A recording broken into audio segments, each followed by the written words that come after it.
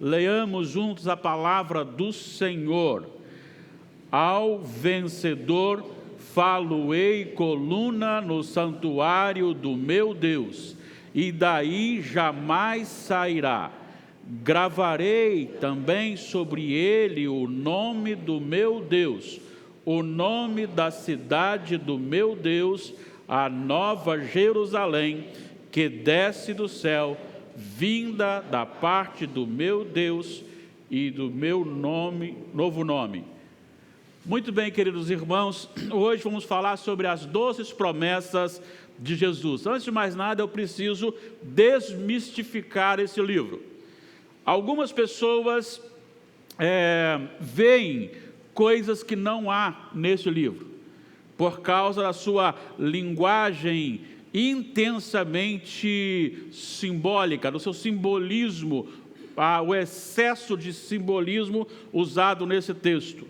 Outras pessoas têm até medo de ler o livro de Apocalipse, dada a questão dos relatos de bestas, tudo que vai surgindo e apontando, e até mesmo da própria agressividade daquilo que é colocado aqui como uma perseguição aos cristãos. E aí muitas pessoas têm medo. Eu conheço a história de uma senhora, ela recebeu uma Bíblia doada inclusive pelo meu tutor, reverendo Cari Loubach Tavares, já falecido. E quando ele doou a Bíblia para ela literalmente arrancou o Apocalipse e jogou fora, porque ela tinha medo do livro do Apocalipse. O objetivo do livro do Apocalipse não é causar confusão, é antes trazer paz aos filhos de Deus. O livro nos apresenta eventos que abrangem desde da morte, ressurreição, ascensão de Jesus Cristo, até o final, a consumação no novo céu e nova terra e na condenação eterna. Muitas das coisas aqui registradas já aconteceram, acontecem e ainda outras muitas acontecerão.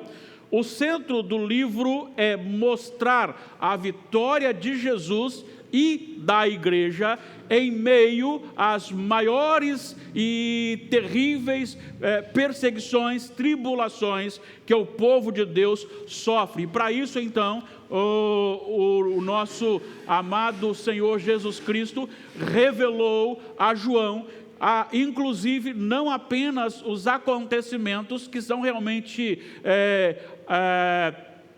temerosos, por que não dizer assim, que são grandes perseguições. Alguns já passaram, já até morreram, outros passam e outros ainda passarão, e pela interpretação das Escrituras Sagradas, cremos que a igreja passará no final, pela grande tribulação, antes que volte o Senhor Jesus. E para que isso colocasse a igreja de maneira bastante confortável, ele aponta e mostra que o Senhor Jesus vitorioso, ressuscitado, glorificado, dominando a sua igreja, e a igreja do Senhor ressuscitada, vivendo toda a plenitude da promessa no novo céu e na nova terra, enquanto que mostra o outro grupo, aqueles que são ímpios e que não creram em Jesus, na condenação eterna. Este livro não é um livro de João, o apóstolo. Esse livro é de autoria do Senhor Jesus Cristo. Volte comigo no capítulo 1, versículo 1, e você então encontrará o seguinte: revelação de Jesus Cristo, que Deus lhe deu para mostrar aos seus servos as coisas que em breve devem acontecer, e que ele, enviando por intermédio do seu anjo, notificou ao seu servo João. Aí vem o 2, o qual atestou a palavra. Ou seja, ele revelou, ele colocou no coração de João, e João registrou umas palavras do próprio Senhor Jesus para registrar o Apocalipse. O texto que nós lemos, o versículo 12 do capítulo 3, faz parte das 7 igrejas que receberam as cartas de Jesus Cristo, escritas por João, às igrejas da Ásia Menor. E o versículo 12 faz parte da igreja de Filadélfia, como você vê aí antes do versículo 7. E este texto tem, no seu contexto, nos apresenta algo muito interessante, porque das 7 igrejas, nós temos apenas 2 igrejas que não recebem a repreensão de Jesus. As demais, todas recebem a repreensão de Jesus, mas essa não recebe. Esta e a Esmirna não recebem. Sendo assim, nós temos aqui algumas coisas importantes. Primeiro, uma apresentação do seu autor, versículos 7 e 8, ou melhor, 7, ele diz: ao anjo da igreja em Filadélfia, escreve estas coisas, diz o santo.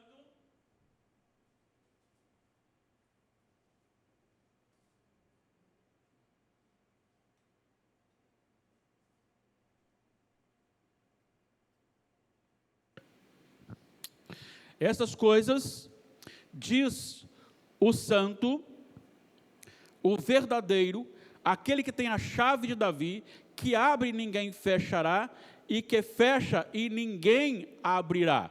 Ele se apresenta como o Todo-Poderoso. Ele se apresenta como aquele que domina todas as coisas, e o que ele faz e determina, ninguém pode alterar.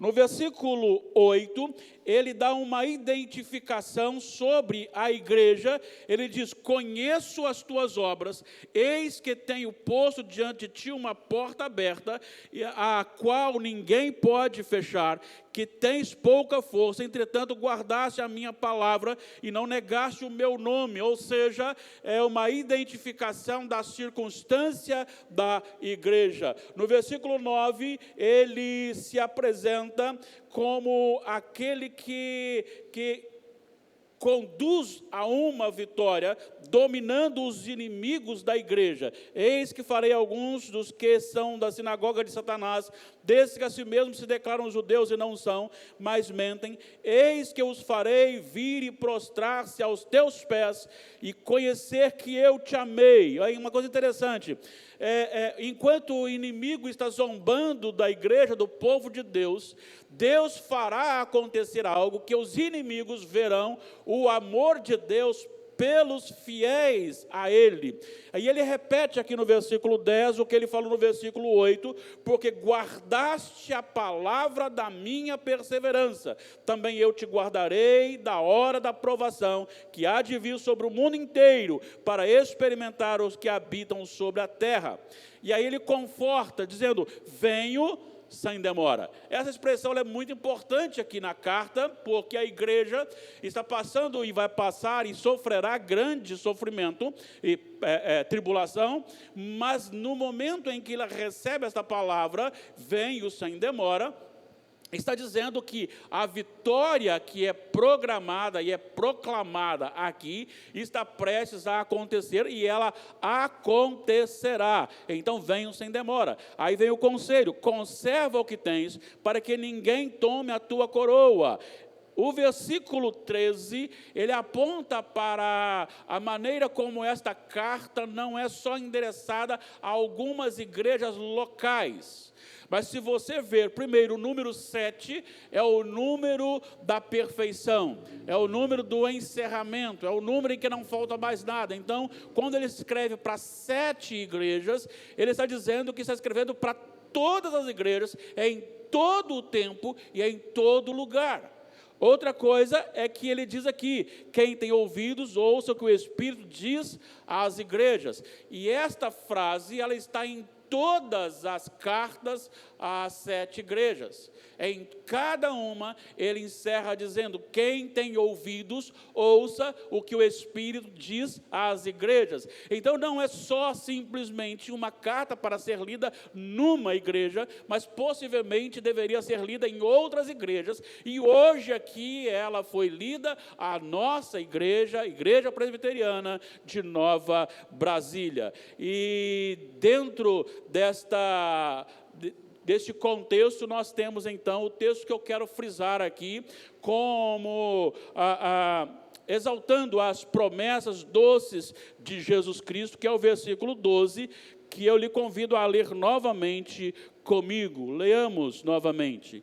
Ao vencedor falo-ei coluna no santuário do meu Deus, e daí jamais sairá. Gravarei também sobre ele o nome do meu Deus, o nome da cidade do meu Deus, a nova Jerusalém, que desce do céu, vinda da parte do meu Deus, e o meu novo nome. Qual é a primeira promessa aqui de Jesus neste versículo? A primeira promessa é que ao vencedor falo-ei coluna no santuário do meu Deus. O que isso significa? Isso significa firmeza e utilidade.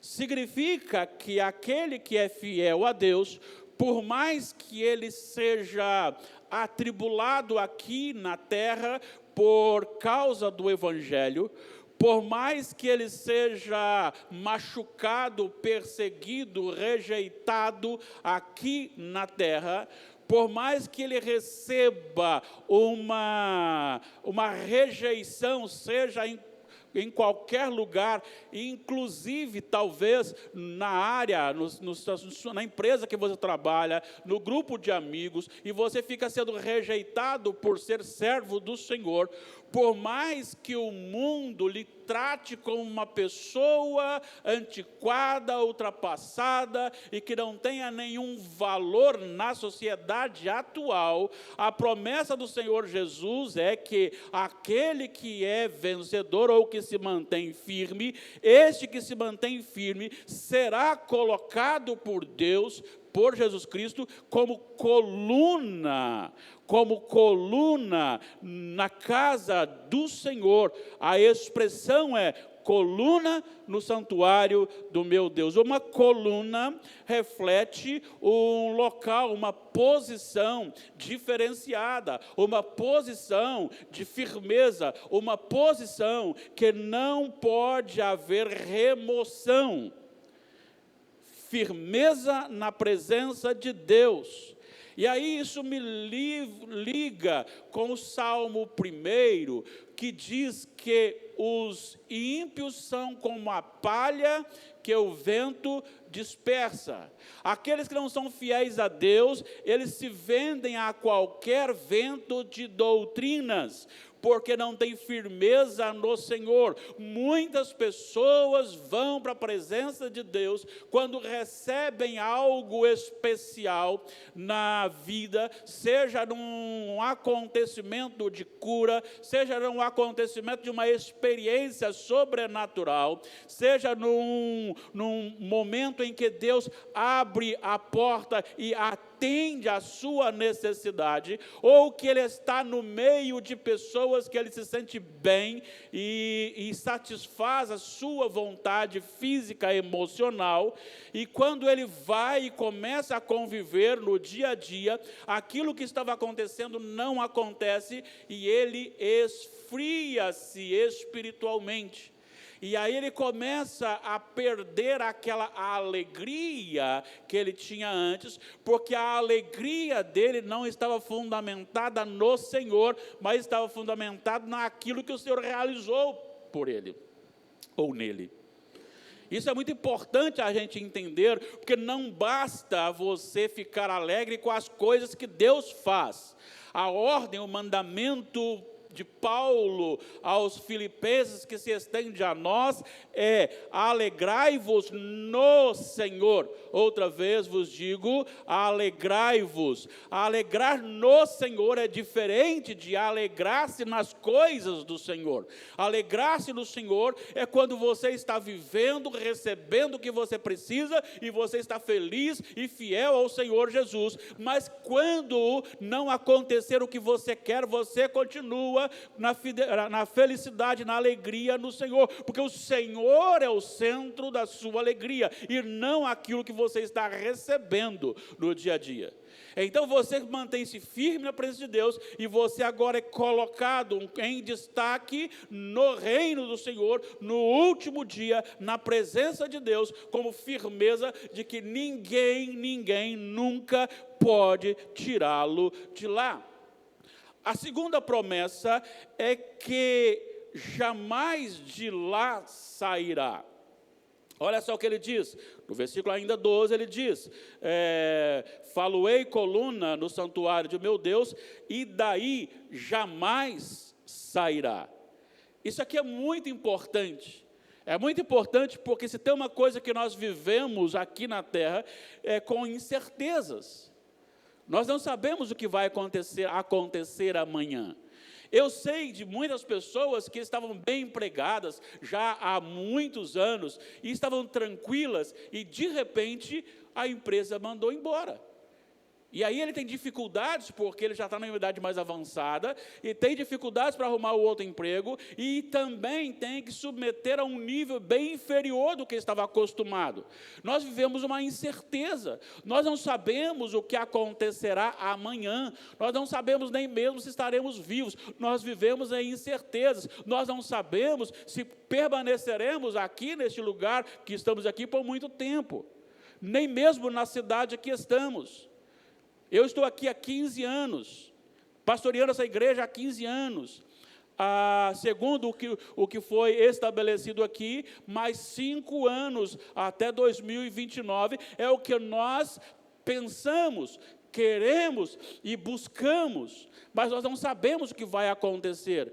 A qualquer momento, qualquer coisa pode me tirar daqui, talvez uma enfermidade, talvez uma necessidade, talvez a morte, mas ali não, ali ninguém nunca poderá nos tirar, o vencedor estará para sempre na presença do Senhor.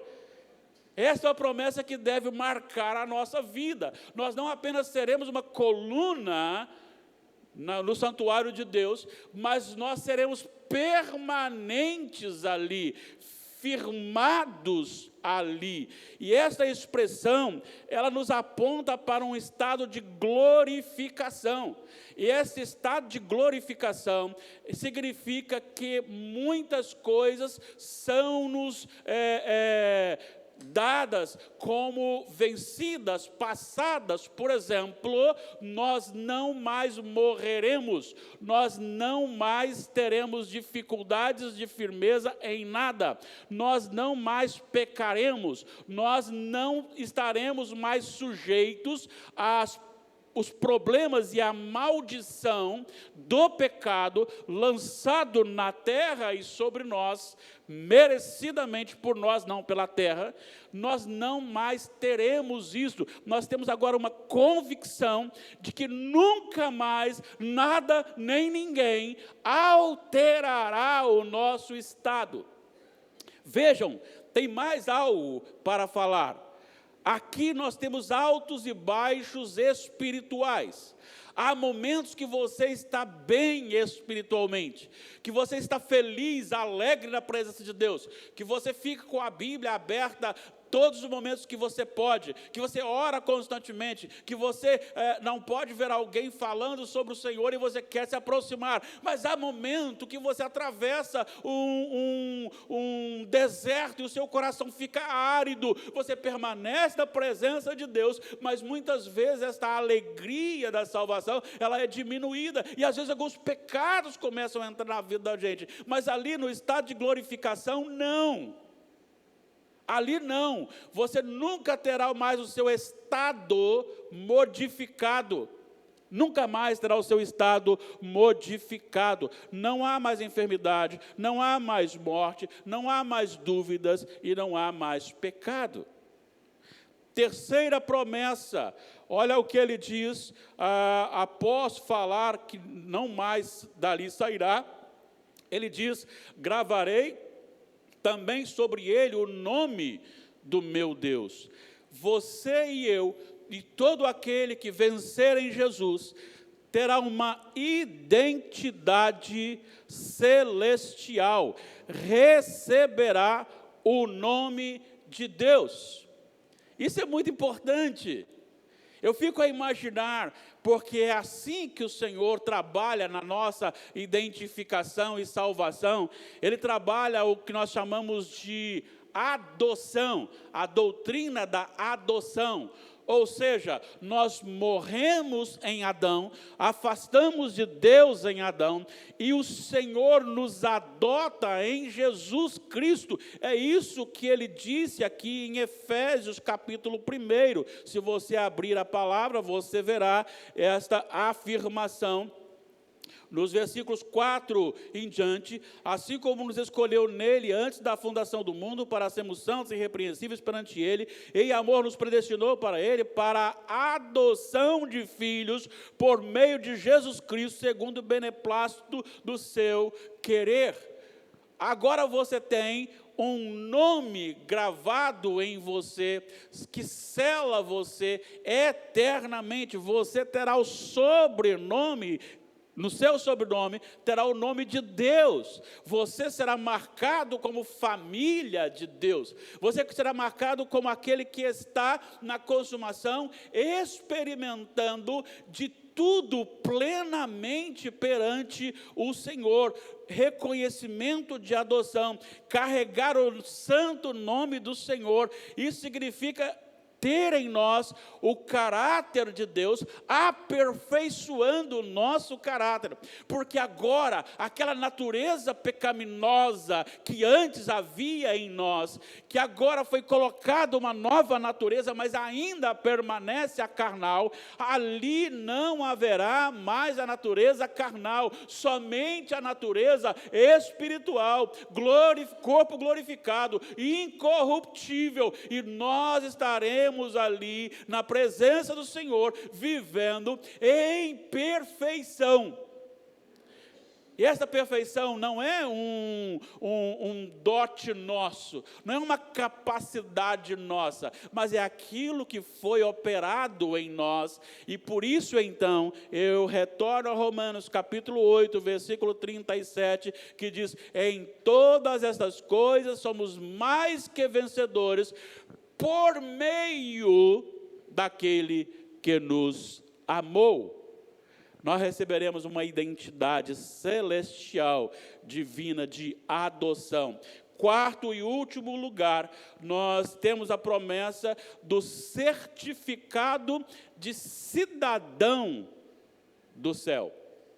Ele continua dizendo, após dizer que gravaria o nome do meu Deus, aí ele diz: o nome da cidade do meu Deus, a nova Jerusalém que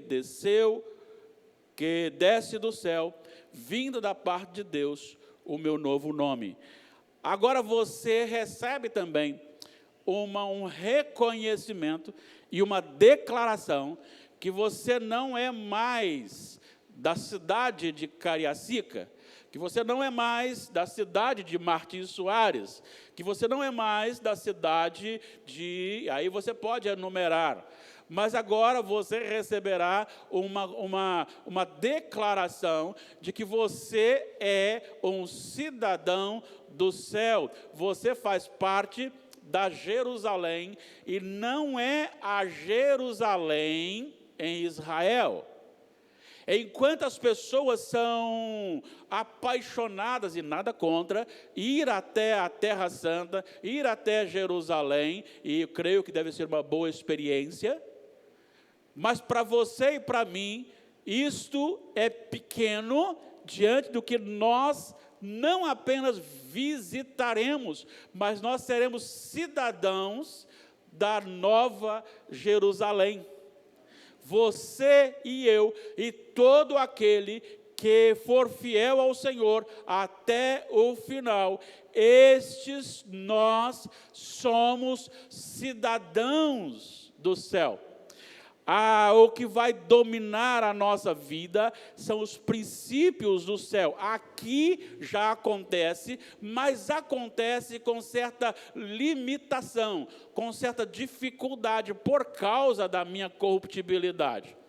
Porque ainda não foi extinta do meu corpo a natureza carnal. E é por isso que o apóstolo Paulo, escrevendo aos Gálatas, capítulo 5, versículo 17, ele fala que há uma constante batalha entre a carne e o espírito. Porque ainda, mesmo que saibamos da nossa identidade, certificado, declaração de cidadão do céu, nós temos ainda agarrado em nós algo que nos prende aqui. É muito comum a gente, de vez em quando, ter desejos materiais e, às vezes, até mais do que os desejos espirituais, porque nós aqui ainda estamos e temos o pecado, mas haverá um momento que nós seremos totalmente tirados deste estado, e só operará em nós uma natureza, e nós seremos cidadãos da Nova Jerusalém, e aí sim, nós estamos não apenas como cidadãos, mas como cidadãos experimentaremos dos direitos e dos deveres ali estabelecidos. Nós teremos liberdade na sociedade angelical. Nós nos moveremos na nova terra e no novo céu, num estado de perfeição, numa terra que agora é só nossa e que não podem mais passar para cá ninguém, e nem ninguém de cá passar para lá, para o outro lado. Mas estaremos então nesta nova Jerusalém, que está descrita a partir do capítulo 21, como a consumação da nossa salvação em Cristo Jesus. Mas para isso é necessário que a gente entenda, a palavra de Jesus não é: darei aos religiosos essas promessas, darei àquele que é filho de crente essas promessas, ou darei àquele que de vez em quando vai à igreja essas promessas. A expressão aqui no versículo é: ao vencedor. E eu preciso explicar isso. Vencedor tem dois sentidos. Primeiro, essa vitória que nos é concedida, ela é uma vitória totalmente vinda de Deus. Totalmente vinda de Deus. Eu não consigo alcançar por mim mesmo essa vitória. Por isso Cristo morreu na cruz do Calvário. Por isso ele disse: está consumado. Por isso ele disse que ninguém pode ir ao Pai a não ser por ele. Então ele é o único. Jesus é o único. E não é o Jesus de milagre. E não é o Jesus que faz e que distribui, o Espírito Santo que distribui dons. É o Jesus Senhor, aquele que manda e os seus filhos obedecem. Aquele que tem a autoridade de abrir, ninguém fecha, de fechar, ninguém abre. É aquele que tem a autoridade de pegar aqueles que colocam você como fracos, nós como fracos, e nos humilham, nos pegar e fazer com que aqueles que nos humilham serão humilhados no último dia. É este Jesus Senhor que é o nosso, que nos faz vencedores. Ele é o que venceu. Ele é o que está acima de todas as coisas. Por isso a glória é de Jesus. É por isso que eu quero ver esse templo cheio e quero que você saia daqui com essa declaração: Jesus Cristo é o meu Senhor, Jesus Cristo é o único, Jesus Cristo é o meu Salvador, Jesus Cristo deve ser glorificado, Jesus Cristo deve ser exaltado, porque Jesus é o centro da minha vitória. Mas ele não isenta a minha realização. ao vencedor. Eu preciso vencer, mas eu não venço por mim mesmo, mas eu venço habilitado por Jesus, na autoridade de Jesus. Sustentado por Jesus. Quando Paulo escreve aos Filipenses no capítulo 2, no versículo 12, ele exorta: desenvolvei a vossa salvação com temor e tremor. Eu preciso desenvolver a minha salvação, eu preciso desenvolver uma vida de santificação, é eu que faço, é eu que trabalho. No entanto, para que eu faça, que eu trabalhe, é necessário que o Senhor me habilite a isso, que Ele me dê condições para isso. Por isso o salmista Davi, no Salmo 84, do versículo 11, ele diz: ensina-me o teu caminho, e andarei na tua verdade. Dispõe-me o coração para só temer o teu nome. Só corrigindo, Salmo 86, 11. Dispõe-me o coração para só temer o teu nome. Como nós lemos em Filipenses 2, 12, desenvolvei a vossa salvação com temor e tremor. O versículo 13, ele diz: porque Deus é quem efetua em vós tanto querer como realizar. É por isso que às vezes precisamos parar e orar como Davi orou no Salmo 51, dos versículos 10 ao 12. Ele disse: cria em mim, ó Deus, um coração puro e renova dentro de mim um espírito firme e inabalável. Não me repulses da tua presença, nem me retires o teu Santo Espírito. Restitui-me, torne a dar-me a alegria da tua salvação e sustenta-me com o espírito disposto a obedecer-te.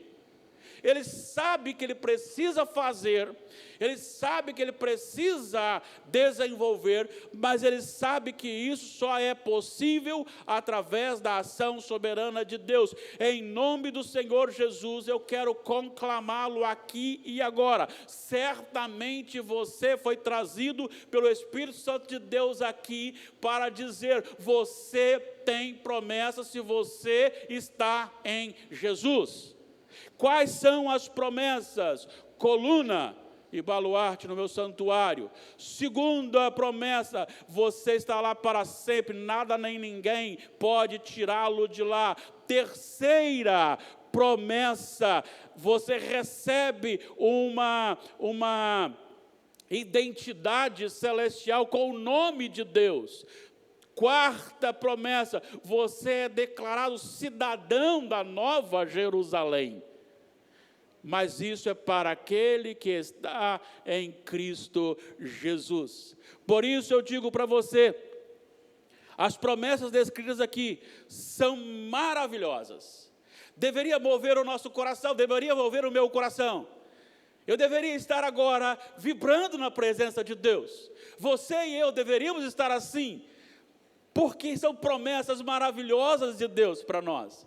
E quem aqui poderia indicar uma só promessa que Deus fez que Ele não haja cumprido?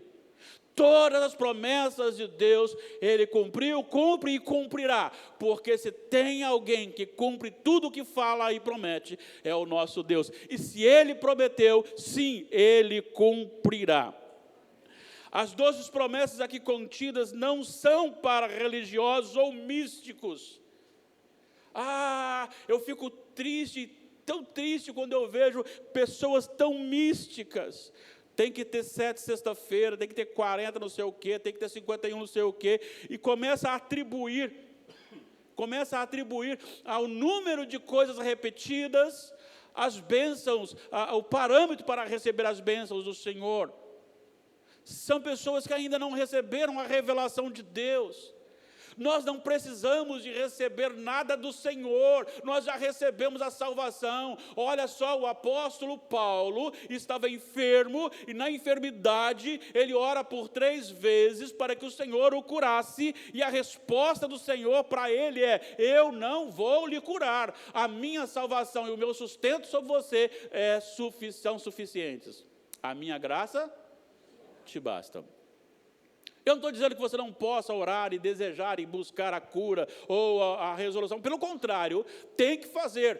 Pedir e dar-se-vos-á. Buscai e achareis. Batei e abrir-se-vos-á. Pois todo o que pede recebe, o que busca encontra, quem bate abrir-se-lhe-á. É uma ordem dele. Devemos orar. Mas isso não pode nortear a minha espiritualidade.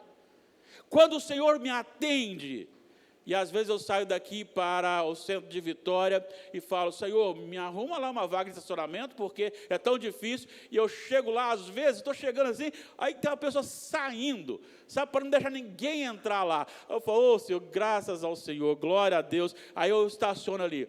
Tem dia que eu oro e rodo, tem que parar quase na segunda ponte para voltar lá para o centro de Vitória a pé, porque não acha vaga.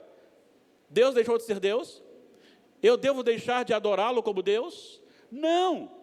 Não importa o que Ele me dê. Eu não mereço nada. Agora, eu recebi a graça de Deus, de adorá-lo como Deus. Eu fui adotado em Jesus Cristo. Eu faço parte da família da fé. E isso tem que reacender o meu coração diariamente, todos os dias. Isso precisa nortear o meu coração. Essas promessas do Senhor, essas eu garanto para você. Eu não garanto que você vai ter vaga ali no centro de Vitória, se você pedir a Deus, eu não garanto isso não.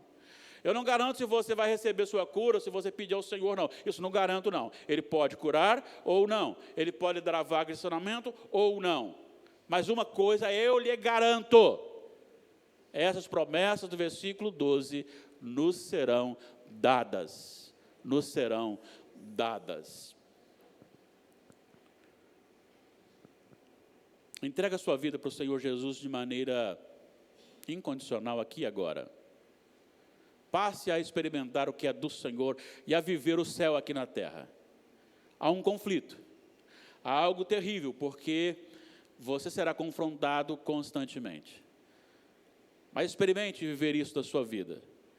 E eu encerro com as palavras do Senhor Jesus para o seu coração, as palavras do versículo 13. Quem tem ouvidos, ouça o que o Espírito diz às igrejas.